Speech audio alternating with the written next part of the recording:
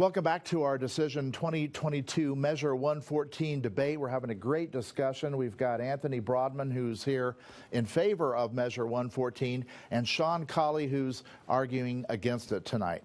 So we'll begin now with our next question. If laws to get firearms get tougher, should it not be that there should be some other laws making it tougher when it comes to crimes committed with guns? Shawn Kollie. So in Oregon, if you commit a felony with the use of a firearm, you can face what's called the gun minimum. That's 60 months or 5 years in prison. If you do it a second time, you can face a lot more than that. What I see typically, and in my world when I'm doing criminal defense, what we typically see is that folks negotiate out of that. Right? If an individual uses a firearm in the commission of a crime, there's mitigating factors or drug or alcohol or substance abuse issues, and prosecutors and defense attorneys will negotiate around those types of resolutions. It's pretty typical.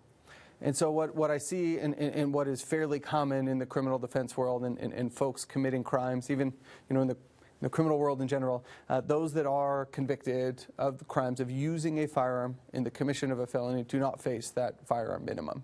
Now, is that something that we should face? Maybe. Is putting folks in custody for 60 months, is that going to fix us or make us safer? Is it going to have some scare tactic out to the rest of the criminal elements? Probably not.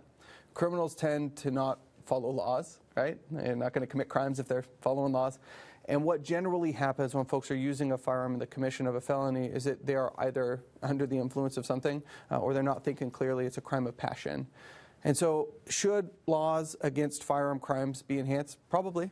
Would that be a deterrent effect against folks that are committing those crimes? Maybe. We don't know. But those laws are on the books, and right now they're not being enforced or used. Same question. Anthony Broadman, shouldn't the punishment meet the crime then? Yes, yes, and I think it's a great question. When people use firearms in the commission of a crime, it should absolutely elevate the situation, and that's built that way to keep us all safe. We also have to give resources to governments like the one that I serve to make sure that police officers are trained and are safe, because there are too many firearms in our community. And these firearms make our police officers less safe.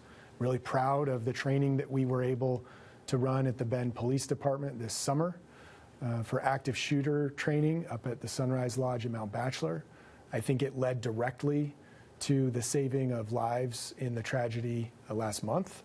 But I think whether you're talking about enhanced penalties for gun crimes or funding good training so that our police officers can administer the laws fairly, I think those are all tools in our tool belt to make sure that we're keeping each other safe. Very good. All right. Question number 7 tonight. Anthony Broadman, we start with you on this one. Some would say that Measure 114 is a prohibitionist act, okay? So my question from that is, has prohibition of anything ever worked in our society? Well, we know that measures exactly like Measure 114 have been very successful. They are moderate, they are narrowly tailored to make our communities safer. We know that because in places where they have put into place, they have saved lives. Not just insignificant numbers of lives, but have reduced gun suicides and gun homicides by about 1/3. And in Missouri, when the laws that look a lot like Measure 114 were taken off the books, homicides went up 50%, suicides went up 25%. So without expressing an opinion on prohibition laws in general, I would say that we know that laws just like Measure 114 work. They're consistent with the Constitution. When it comes to magazine size, we know that we would not be the first, we would not be the second, we would not be the third, we would not be the 4th or the 5th, we would be the 10th state to implement magazine limitations. So we know that these measures work, and they're common sense and generally accepted by all of my constituents, or many of my constituents who support common sense firearm regulation, the kind that we would teach our kids and our parents taught us. Very good. Shawn Kollie, same thing to you. Is this prohibition, and does prohibition work?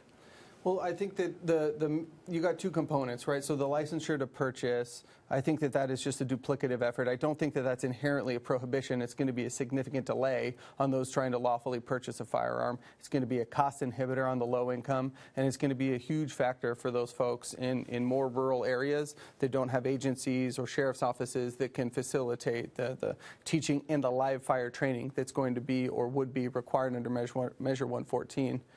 The other aspect is the magazine prohibition. So the 10-round magazine prohibition is an interesting one because right after the Bruin decision came down from the United States Supreme Court, what they did was reverse and remand an exact issue in California to go back to the Ninth Circuit. So what the Ninth Circuit is deciding under the Bruin standard, which is a pretty landmark Second Amendment friendly case that came down from the United States Supreme Court, they're now looking at, it's Duncan and Bonta as a case, for if your viewers want to Google it later, it's a fascinating one. And what they're looking at is, does that 10-round magazine limit pass the constitutional muster under Bruin? I think the Supreme Court speaking volumes and saying, hey, you guys need to relook at that, Ninth Circuit. You made a mistake or something you decided was wrong. Look at that anew. And so that's what the Ninth Circuit's going to decide. That's the circuit for Oregon. That's the federal jurisdiction that kind of helps control and decipher some of the laws that affect us. So I do think it's prohibitionary to a certain extent, and then I think it's burdensome on the other extent. Yes. Prohibition, yes and no, and yes and no, I guess. All right. If voters in Oregon say yes to Measure 114, when will all these new regulations and training go into effect? And how much would it cost to get a permit? Now, we've talked a little bit about that, Shawn Kollie. Go ahead. Yeah, so the Sheriff's Office Association of Oregon, when they estimate that it'll be somewhere around $50 million to start it up and around $45-ish million every single year, well, they have to figure out what that's going to cost for the average citizen. We know that some of the smaller counties, for example, the sheriffs of Sherman County and Yamhill County, they've come out to say, we can't even do concealed handgun license courses. We're not going to be able to do the requirements under Measure 114, which require live fire, which require legal training and experience, how to possess a firearm, how to lock a firearm, how to unload a firearm. Presumably all these people that are going to come in are going to have to take a very large amount of space and effort and energy. So the actual getting the license, once you've taken the course, is set by statute. I think it's $65 or something like that. But the course itself is the one that is going to be a huge expense. We're going to have to build facilities capable of instructing and teaching folks in live fire training facilities. Those are not easy to build. Those are not safe to maintain, and they can be very, very cost prohibitive. So to do the actual course, I think it's going to be very, very expensive. I think by all accounts, somewhere from $400 to $600 is probably a safe bet, but we don't know. It's unfunded and it's unknown right now, but it's going to be huge, and I think it's going to affect a lot more people than we would anticipate right now. Same question for you, Mr. Broadman. Sure, I think the implementation of this through rulemaking with the Oregon State Police and through legislative oversight is absolutely critical. The voters are going to tell the state what we want in terms of having safe communities, safe from gun violence. It will be up to the rulemaking process and our legislators to ensure that it's administered fairly, that it is not cost prohibitive, that it doesn't impinge upon our Oregon and federal constitutional rights. And that will be the legislature and the Oregon State Police will need to be very cautious and very careful in that implementation and rulemaking policy. I'm confident that they will be able to succeed, and I think that these regulatory burdens are insignificant when you take into account the cost to our state of gun violence, which is $8 billion and hits all of our pocketbooks. This is, at the end of the day, going to be a fiscally responsible, I believe, measure because it will save lives, it will prevent gun violence, and it'll keep our schools and our communities safer. All right. Thank you very much. Next question. Now, Anthony Broadman, I know you brought this up earlier tonight. We're going to kind of revisit this. 14 states have enacted permit to purchase laws. 9 states and D.C. have laws limiting magazine rounds. Do you know of any state with regulations similar to the ones in this particular measure, 114, that have seen a direct impact or drop in gun violence? Yeah, I think Connecticut is probably the closest analog, and you know, there's been a lot of concern from the NRA and other interest groups regarding the Connecticut gun laws. But I think that's a close analog, and I will repeat the statistic that it has worked there. And that, I think, is a direct cause for why you see Oregonians asking leaders like us at the city council, asking leaders in the legislature to pass this type of measure. Because we know that when we train people on guns the way we would expect our kids to use them, the way we would expect our parents to teach us, that people are safer. And that we do require a background check before you actually buy a gun, that it prevents guns from getting into the hands of people who shouldn't have them. They're really common sense measures. I understand the concern about implementation, but I think what has worked elsewhere is certainly something that can work here. Removing these types of laws from the books elsewhere has been catastrophic. And we see states where they don't have nearly the gun safety framework that we have here in Oregon, suffering from higher numbers of gun violence. It's a very close relationship between common sense firearm safety regulations and how safe you are in your state. Very good. Thank you, Anthony Broadman.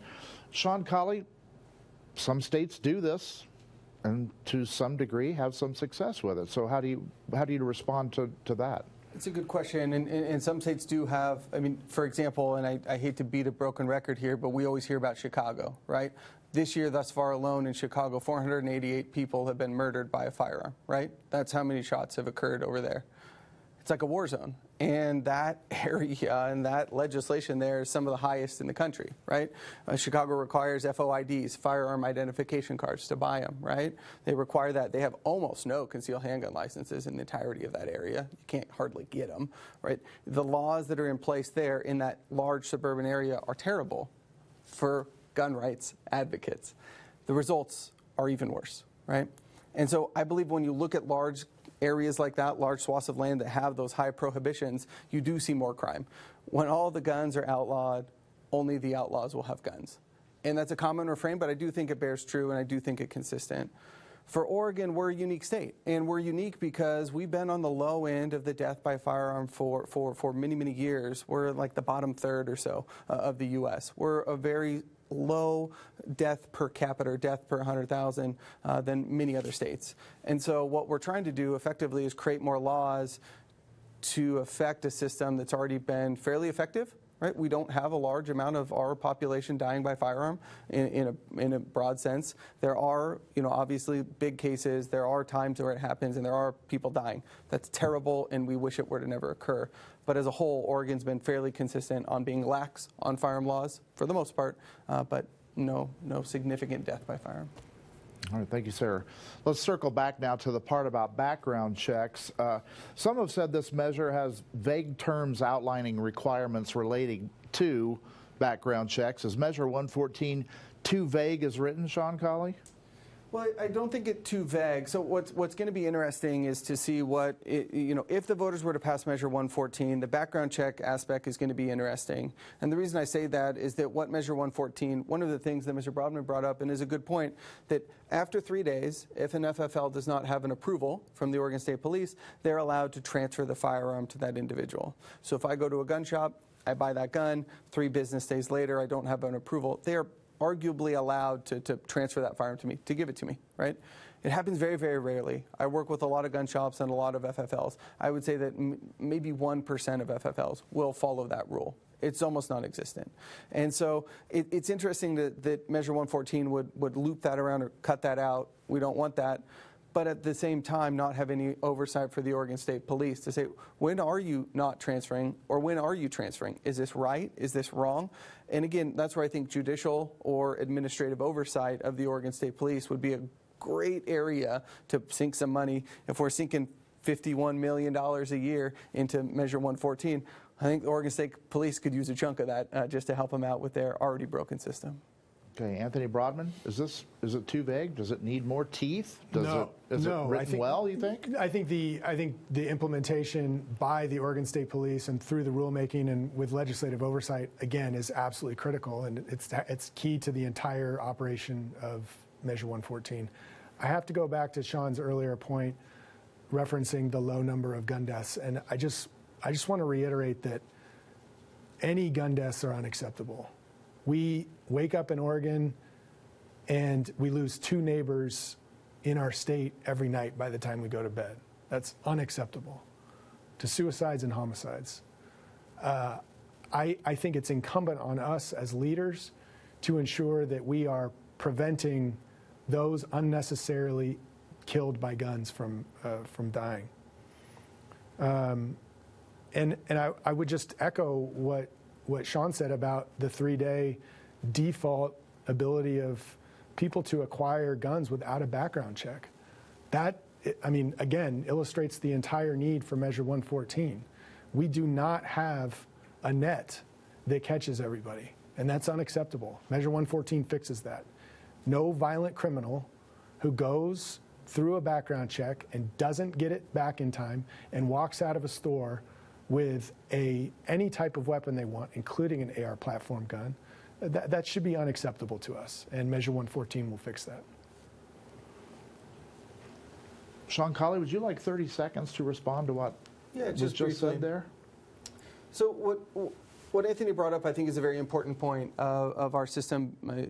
That 3-day window is something that's always been somewhat in contention, but that is such a minute part of Measure 114. If that's something the legislature wants to fix or remove or amend, great. I'm not going to be here debating that and spending my time to fix that 3-day window. We can probably find a lot of common ground on that.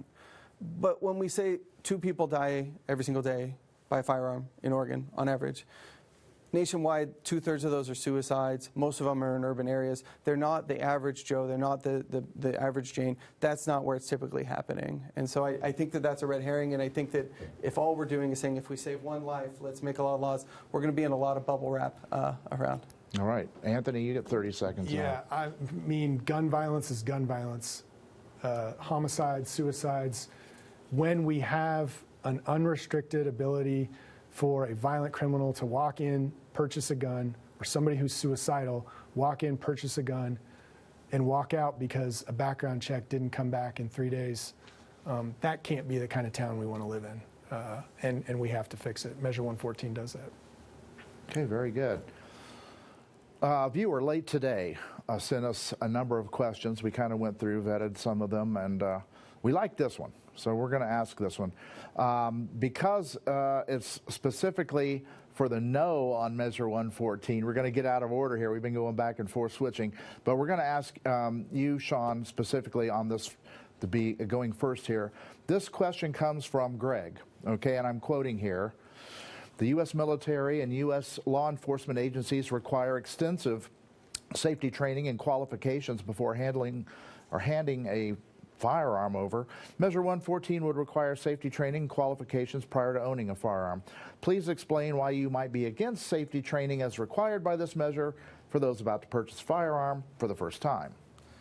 I think the biggest issues with Measure 114 is that the safety training protocol, aside from being unfunded, aside from being, we don't know how much it's going to cost, I think it puts an undue burden on the civilian, right? If I want to go down and buy a hunting rifle for my son or for myself, I don't have to inherently have to go down and go through hoops to make this apples and oranges comparison of saying that the military has months or sometimes years of training and experience to be in the military, and yet we hand them totally different weapon systems. We hand them totally different styles of firearms. These are entirely different apples and oranges comparisons.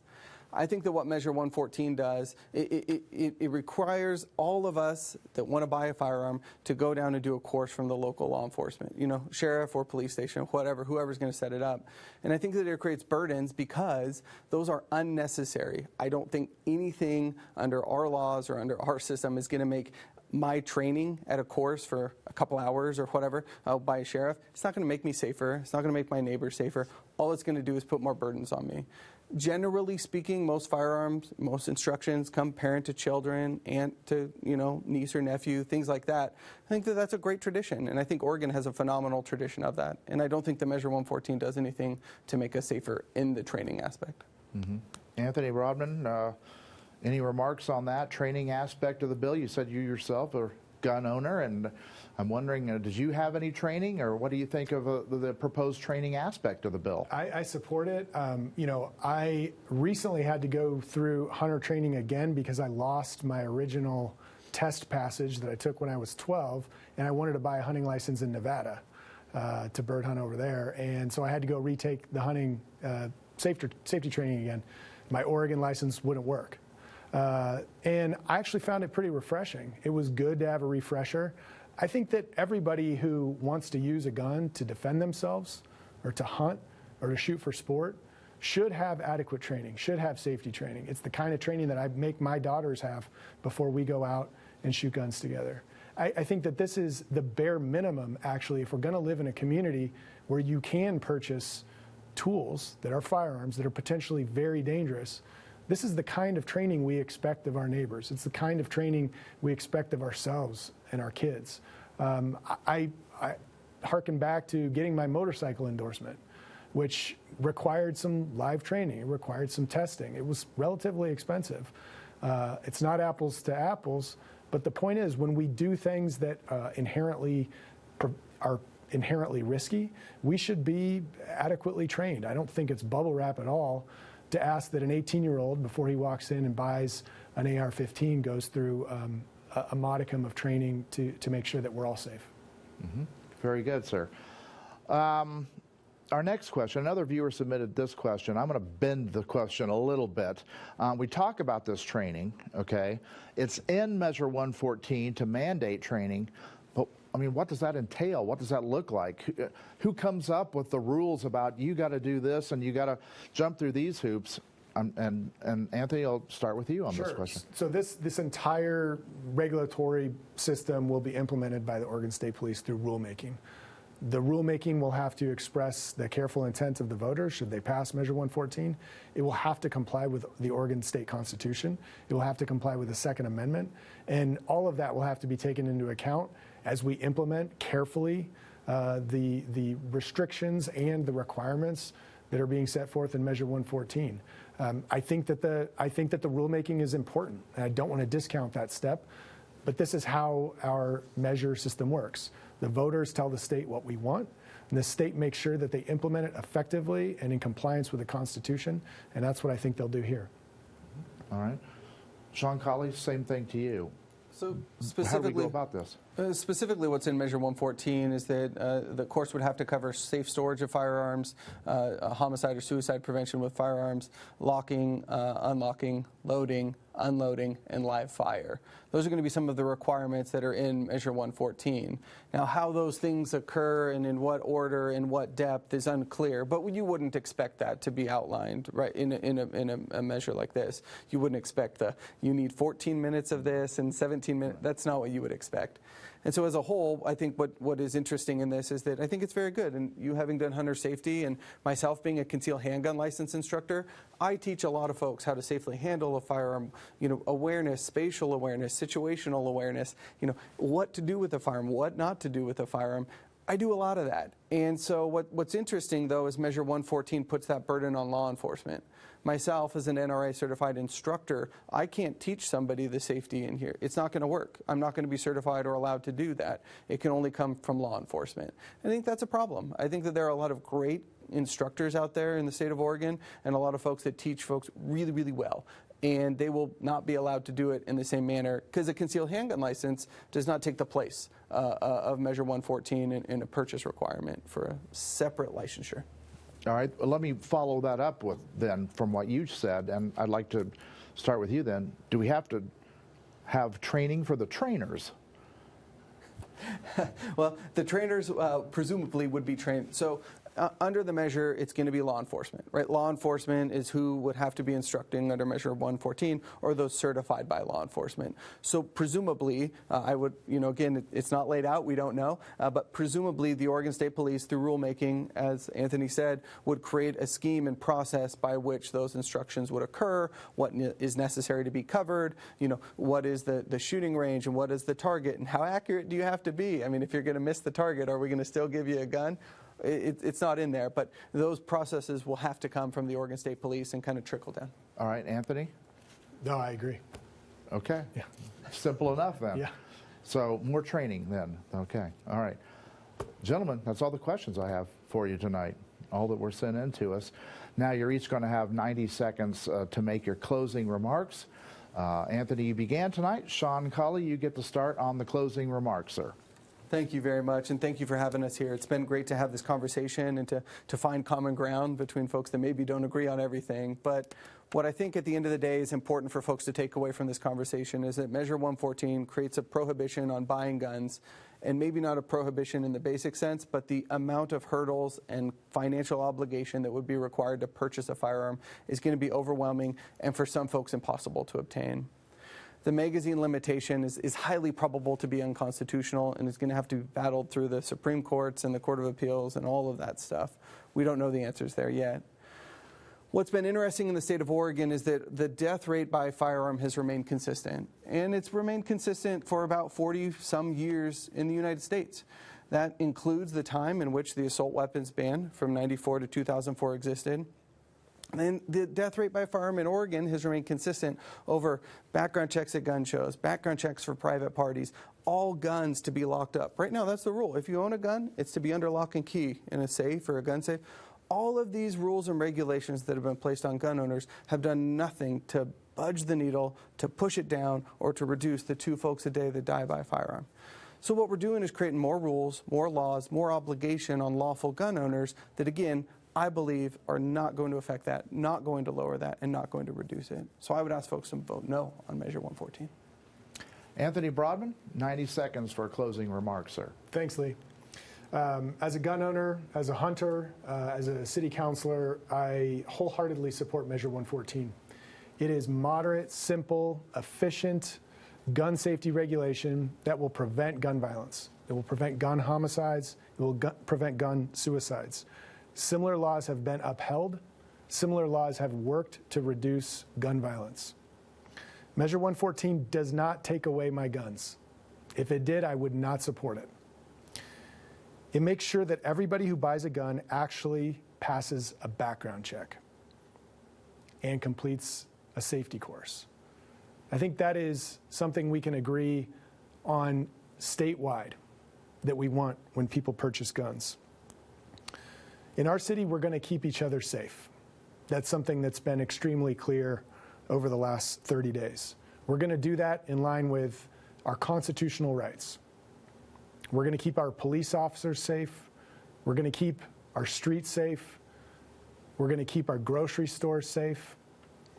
We're going to make sure that our kids are safe at school and that we're all safe where we worship. Measure 114 is a step toward ensuring that we are all safe. I will ask you to please support Measure 114. And if you have any other questions about it, you can check out the website, yeson114.org. Thank you. Thank you very much. Well, gentlemen, that concludes tonight's Measure 114 debate. I want to sincerely thank both of you for coming in here and helping the voters decide. Shawn Kollie and also Anthony Broadman, very good debate. You both did tremendous. If you missed this or parts of it or want to revisit it, we're going to post the debate to our website tonight, ktvz.com. Now, we want to remind you, Monday, the candidates running for the 5th Congressional District will be here in the studio. That's Republican Lori Chavez-DeRemer and Democrat Jamie McLeod Skinner. That hour-long debate begins right here, 6:30 on KTVZ. The month of October is going to be busy. We'll also include a 3-part series on the candidates running for Bend City Council. That begins on Tuesday. Plus, the candidates for Deschutes County Commissioner will take the stage on October 13th at 6:30 p.m. And then on the 18th, we'll host the candidates running for Oregon House Districts 53 and 54. All of these debates, of course, are part of News Channel 21's commitment to keep you informed. Of course, November 8th is the day. It's coming around soon, folks. For the latest news and weather tonight, be sure to join us again later on First at 10 on Fox. I'm Lee Anderson. Enjoy your evening. Thanks for watching.